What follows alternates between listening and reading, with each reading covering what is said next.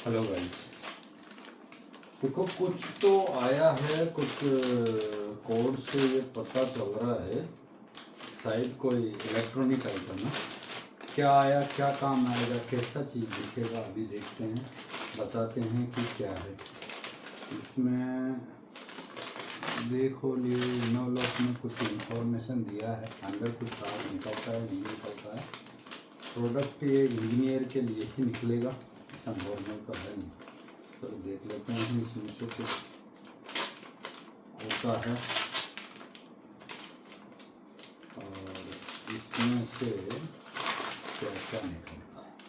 ये कुछ इसके अंदर कुछ नहीं है और ये एक पर्ची तो है शायद, पूरा प्लेन है भाई। मेरे को तो पढ़ने में नहीं आ रहा है, आपको कुछ दिख जाए तो बात अलग है। दोनों तरफ से दिखा देता है। प्रिंट है, ऐसा नहीं है कि प्रिंट नहीं है। ये देखो धुंधला धुंधला दिख रहा है तो बहुत कम प्रिंट है। उतना पढ़ के क्या करना, हमारे पास ई इंफॉर्मेशन आती है तो उससे पता चल जाएगा। और ये जो आइटम है ये है इलेक्ट्रॉनिक आइटम। अब इलेक्ट्रॉनिक आइटम है, क्या है, पैकेज है, लिफाफा। पैकेज में कुछ लिखा हुआ है कि ये कुछ पार्ट नंबर वगैरह लिखा हुआ है, ऐसा कुछ आइडेंटिफिकेशन नहीं हो रहा है। इसमें इन्होंने दिया हुआ है MRP 999 कुछ दिया हुआ है। ठीक है, ये भी छोड़ो और इसको करते हैं अनब्रेक और देखते हैं ये क्या है। पॉलिथीन बहुत हार्ड है, हाथ से नहीं निकलने वाली, तो हाथ के बदले में हम सीजर से इस्तेमाल कर लेते हैं। तो ये इंफॉर्मेशन से पता चलेगा कि ये क्या आइटम निकलता है। तो देखते हैं क्या है। ये छोटा सा पर्स है, बिल्कुल वेट करके मैं पैकेज के साथ तो क्या वेट कर रहा हूँ, तो चलो जाने दो। इसका वेट तो करके दिखा देता हूँ एक्चुअल में वेट कितना आ रहा है। मैं वेट मशीन के अंदर चेक करके बता देता हूँ कि एक्चुअली में वेट कितना है। ज़्यादा वेट होगा नहीं, थोड़ा बहुत ये हीट सिंक वगैरह की वजह से, ये आप देख सकते हो हीट सिंक है इसमें, इसका वजह से थोड़ा वेट निकल सकता है। फिर भी पता चलेगा कितना है। 0 टीयर करके रखा है। 40 ग्राम टोटल वेट निकला है इसके अंदर, तो वेट बहुत कम है, लाइट वेट है। अब यहाँ पे आइटम से पहले ये ज़रूरत पड़ेगा कि इसको स्पेस कितना चाहिए। तो इसको किसी भी बॉक्स में कहीं पे भी लगाएंगे तो ये कंट्रोल नॉब है। इस कंट्रोल नॉब के अंदर ऑफ का बटन नहीं है। जैसे रेडियो में वॉल्यूम कंट्रोल ऐसे करते थे तो लास्ट में जाके ऑफ हो जाता था, ऐसा ऑफ नहीं है। और फुल करने के बाद तो फुल तो होके रुकता है, तो ऐसा नहीं है। नॉब की क्वालिटी बहुत अच्छी लगी, जहाँ भी फिट करेंगे बाहर नॉब बहुत बढ़िया लगेगा। और अच्छा फोकस करके दिखाने के लिए मैं ऐसा करके इसको दिखा देता हूँ कि अंदर से PCB कैसा। दूसरी तरफ से इसका कनेक्टर कैसा है ये भी दिखा देता हूँ। तो इसके ऊपर एक ये नॉब है, रोटेशन पोटेशियोमीटर है और कुछ कंपोनेंट है, और एक देखो ये एक वेरिएबल रेजिस्टेंस है। तो ये इसका लिनियरिटी सेट करने के लिए है, वो मैं अभी तो समझा दूंगा, प्रैक्टिकली करने में थोड़ा ज़्यादा होगा। और ये 4 कनेक्टर है। 4 कनेक्टर के अंदर 2 कनेक्टर इन करने वाले हैं और 2 आउट है। तो ओवरऑल में ये बता दूं कि सिर्फ इसमें 2 ही कनेक्टर काम के हैं। 4 में से सिर्फ 2 काम के हैं, बीच वाले बाकी जरूरत नहीं है। मान लो एक लाइन कहीं से आ रही है, कहीं जा रही है, उस लाइन को यदि कंट्रोल करना है तो एक तरफ के किसी 2 के अंदर कनेक्शन दे दो, 2 आउट कर दो।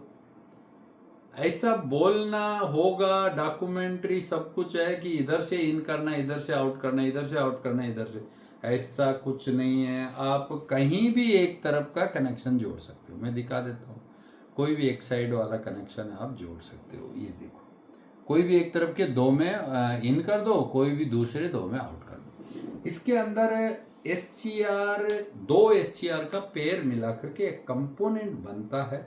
वो कंपोनेंट का नाम है ट्राइक। उस ट्राइक के थ्रू ये पूरा कंट्रोल करता है। उसी ट्राइक को ये हीट सिंक लगाया हुआ है। आप हीट सिंक के अंदर देखोगे, ये देखो कंपोनेंट है, वो स्क्रू है, ये ट्राइक है।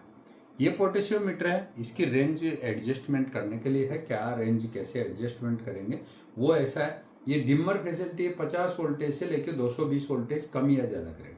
220 से ज़्यादा कभी नहीं करेगा, सिर्फ कम करेगा। तो 50 से 220 के बीच में आप अपना ज़रूरत के मुताबिक इसका वोल्टेज एडजस्टमेंट कर सकते हो। अब इसके अंदर क्या है, कुछ चीज़ें इस्तेमाल कर सकते हैं, कुछ इस्तेमाल नहीं कर सकते। तो इस्तेमाल करने वाली चीज़ें मैं बता दूं, जो बल्ब है उस बल्ब को आप लोहाई कर सकते हो इससे। हीटिंग एलिमेंट जितने भी है, जो हीटर बोलते हैं, जैसे सोल्डरिंग आयरन हो गया या कोई पानी गर्म करने का रोड हो गया, उसका एक पर्टिकुलर टेम्परेचर के लिए आप हीट कम ज़्यादा कर सकते हो। हाथ में चलाने वाली प्रेस है, उसका मान लो आपका रेगुलेटर खराब हो गया, मैं एग्जांपल प्रैक्टिकली दिखा देता हूँ। ये एक प्रेस है, इस प्रेस के अंदर यहाँ पे ये रेगुलेटर काम करना बंद कर दिया तो ये क्या है, पूरा गर्म होगी तो यहाँ कपड़े के ऊपर चिपक जाएगा। तो ऐसा करेंगे तो इसमें क्या है, यहाँ से जो वायर से कनेक्शन आया, इसमें से ये वाला एक है, जो इधर वाला जो न्यूट्रल है, इधर वाला फेस है। तो एक फेस और न्यूट्रल है, तो जब भी आप प्लग में लगाते हो तो उसके अंदर देखते हो कि इस पे ऊपर लिखा रहता है। तो आप ऐसे प्लग देखोगे मेरी तरफ से तो क्या होगा, यहाँ पे जो टर्मिनल है इसके ऊपर आप एल लिखा हुआ देख सकते हो, यहाँ पे एल है तो ये फेस है। ऐसे ही सॉकेट के ऊपर देखोगे तो उसमें ये से पकड़ोगे तो ये उल्टा हो जाएगा, ऐसे करोगे तो दूसरा हो जाएगा। तो सॉकेट के ऊपर आप देखते हो तो राइट साइड का नीचे का जो पॉइंट रहता है वो फेस होता है, लेफ्ट वाला न्यूट्रल होता है, ऊपर का टॉप अर्थ होता है। ये तीनों के बारे में तो मैं स्पेशल वीडियो भी बनाऊंगा या आपके कॉमेंट्स आने के ऊपर। तो इसके लिए जो फेस या न्यूट्रल में से आपने फेस इस्तेमाल करना है, न्यूट्रल भी कर सकते हो, लेकिन इसकी बॉडी के अंदर इलेक्ट्रिक शॉक से बचना है तो आप फेस इस्तेमाल करो। तो फेस वाला वायर जो इसमें जा रहा है, इस वायर को बीच में से कट करके उसके अंदर इस वाला जो रेगुलेटर के बीच वाले जो दो टर्मिनल बताया मैंने इधर के, ये दोनों टर्मिनल से कट वाला पॉइंट को जोड़ दो। बाकी इधर साइड के कनेक्शन जोड़ने की जरूरत है। मान लो ये केबल है, ये ऐसा एक केबल आगे से आ रहा है, इसमें आगे जाना है तो इधर के 2 में इन करो, 2 में आउट कर दो और अर्थिंग वाले को डायरेक्ट जाने दो। तो ये प्रेस कंट्रोल कर सकते हो, ऐसे हीटर कंट्रोल कर सकते हो, ऐसा वेरियस चीज है। सोल्डरिंग आयरन आप कंट्रोल कर सकते हो। सोल्डरिंग आयरन ज़्यादा हीट होता है तो प्रॉब्लम होता है, कम होता है तो होता है। तो ये कम कर सकता है, ज़्यादा नहीं कर सकता। तो इसलिए मैं पहले बता रहा हूँ डिमर का काम करेगा। तो और फैन वगैरह के लिए specially cooler, fan, table fan, pedestal fan, तो अप टू इसमें 2000 वाट तक का लोड वाला चीज को आप कंट्रोल कर सकते हो। तो ये हो गया एक तरह से देसी भाषा में मैं समझा दूं कि ये फैन रेगुलेटर है, लेकिन भाई क्वालिटी बहुत एडवांस है उससे। और ये फैन रेगुलेटर के जैसे बॉक्स के अंदर कहीं पे भी सूटेबल लगाया जा सकता है। तो सूटेबल कैसे लगा सकते हैं इसके बारे में तो इसको तो सामने एग्जांपल के लिए दिखाया रख देता हूँ। अब यहाँ पे क्या है, जो ये इस जगह एक स्क्रू है, इस स्क्रू को लूज करके आप बॉडी में फिट कर सकते हो। ये नॉब पकड़ के खींचने से अलग हो जाती है। तो इस नॉब को किसी भी जगह पे आप रख के फिट कर सकते हो। ऐसा जो पर्टिकुलर पॉइंट नहीं है कि यहीं पे फिट करना है। इसके अंदर कहीं पे भी ये देखो छोटे छोटे टीथ बने हुए हैं, इसलिए कहीं पे फिट हो जाएगा। तो आपने जो पोजीशन सूटेबल लगता है कि यहाँ से स्टार्टअप करता है तो 270 डिग्री तक, जैसे यहाँ से घुमाया तो ये 270 डिग्री तक यहाँ तक आया और यहाँ से लेकर के यहाँ तक, तो ये तकरीबन 270 डिग्री तक रोटेट होता है। इसके अंदर ये अपना 100% फंक्शन करेगा। तो वो कंट्रोल करने के लिए बता ही दिया। स्पेशल कंट्रोल करना है तो इसके थ्रू हम कर सकते हैं कि ये मिनिमम कितना वोल्टेज पे ऑपरेट होना चाहिए और ये फुल करने के बाद कितना पोर्शन घूमने के बाद ये जाके काम करना है। क्यों, आप जो लोड लगाओगे, लोड 2000 वाट तो नहीं होगा, 2000 वाट के लिए प्री सेटेड है। लेकिन आप 2000 वाट के बदले में मान लो 100 वाट का बल्ब भी इसमें डिमिंग का काम कर रहे हो तो इसे पोर्ट से चेक करें। इसके अंदर DB2 एक डायोड होता है, वो डायोड हाफ पल्स को भेजता है, उसी के थ्रू ये सारा कंट्रोल होता है। अब इसका मैं साइज चेक करके बता देता हूँ कि आप जिस बॉक्स में इसको फिट करना चाहते हो उसकी डेप्थ कितनी होनी चाहिए, जहाँ से नॉब है उधर से गहराई कितनी होनी चाहिए।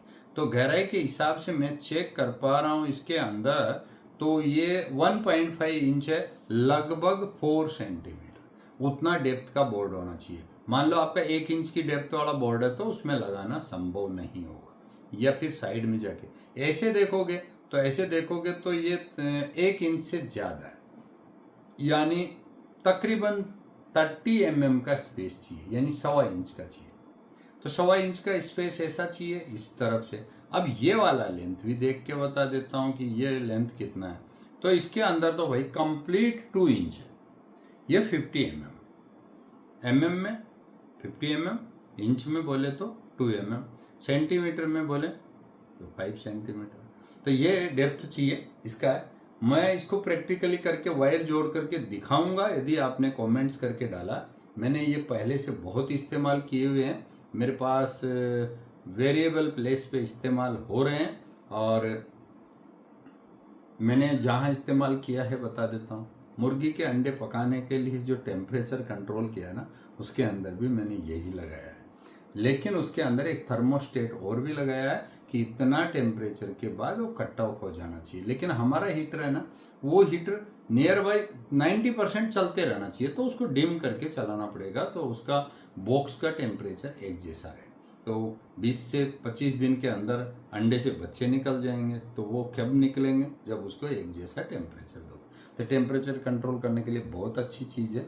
इसके बारे में मैक्सिमम जानकारी आप अपना जो डिस्क्रिप्शन है उसमें देख सकते हो। बाकी मैं इसके बारे में और ज़्यादा आपको इतना बताते बताते इसका लंबा नहीं करना चाहता हूँ। मेरा डिस्क्रिप्शन में 2 पेज का मिनिमम नोट्स है, उस नोट्स को पढ़ के आप इसके बारे में विशेष जानकारी ले सकते हो।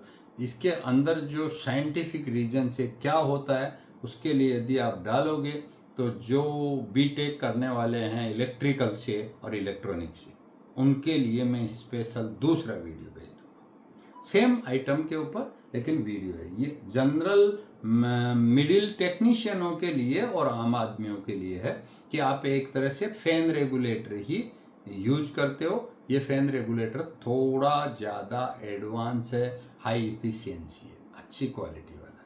ठीक है, तो यदि आपको अच्छा लगा शेयर करो, लाइक करो, सब्सक्राइब करो, सबको बताओ। और भाई ऐसा कनेक्शन करने के टाइम पे गलती नहीं करना। इलेक्ट्रिक शॉक पक्का लगेगा इसके ऊपर कि 220 वोल्टेज सीधा आता है इसमें। तो जब ये सर्किट ऑन रहता है, फालतू इसमें कहीं इधर उधर हाथ लगाने की कोशिश ना करिए। मैं अपनी तरफ से पहले बात हिदायत दे रहा हूँ कि ऐसा ये डीसी सर्किट नहीं है जिसमें हाथ